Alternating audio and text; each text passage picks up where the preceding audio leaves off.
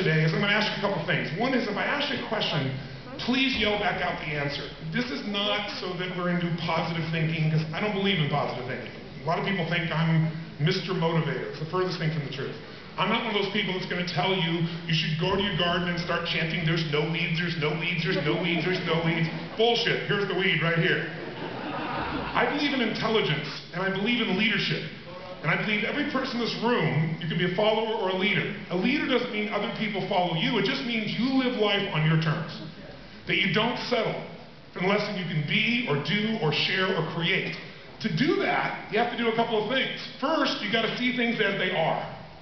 Every leader is really good at seeing as it is. They don't BS themselves. They don't pretend there isn't a challenge. Because if you do that, you make yourself so you don't take any action. A real leader sees things as they are, but they have another secret. They don't make it worse than it is. Most people who come to an environment like this will not follow through.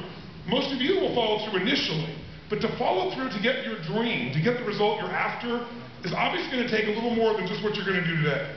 And people tend to get a little momentum, and then what do? Gradually go back to their life. If you're going to change things, you've got to tell yourself the truth. You can't say, oh, I can't lose weight because I'm big boned. No, you're frickin' fat. Unless we can be honest, we can't make a change. That's not my judgment of someone else. It's just, you've got to be straight with yourself. That's the first step.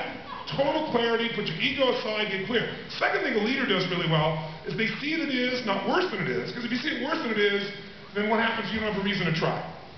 You hear people all the time saying, well, I'm skeptical, I'm pessimistic. And I said, no. Actually, you're gutless.